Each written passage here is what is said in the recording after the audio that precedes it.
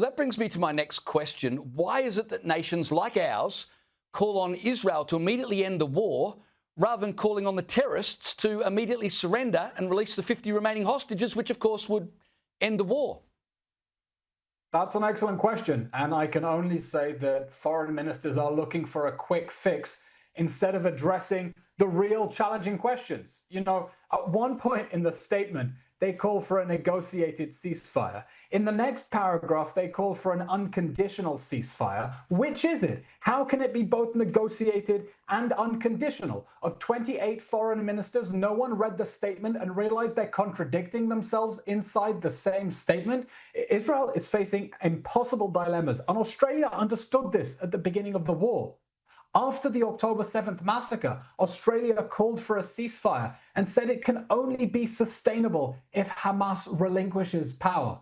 Well, where are they now? Hamas is refusing to relinquish power. You call for a ceasefire. Do you really think it's going to be sustainable?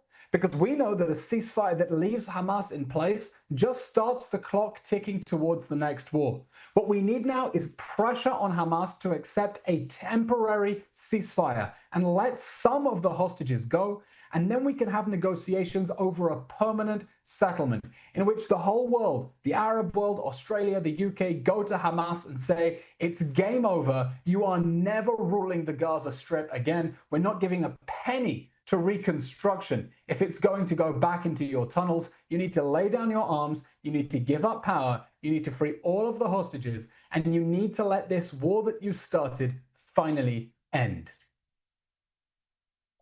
Eylon, just finally, what do you say to people who are obviously upset, and rightly so, by reports that Palestinian civilians, including children, are being killed as a result of Israeli military operations?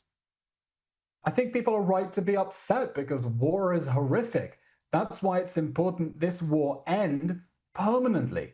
And it can only end permanently if Hamas is removed from power, or the next war will be a matter of time. Hamas must be defeated in this war because Hamas can never be left free to launch another war again. It can never be left free to launch another war where it's fighting from inside schools and homes and hospitals and hijacking and taxing aid and making life a misery because it views human lives as expendable, as martyrs, while Israel is trying to avoid harm to civilians. So if you want this war to end, you need to lay the blame squarely at the feet of the terrorist organization that started this war, that's fighting it from behind women and children, and that refuses to end this war. Pressure it to take the ceasefire.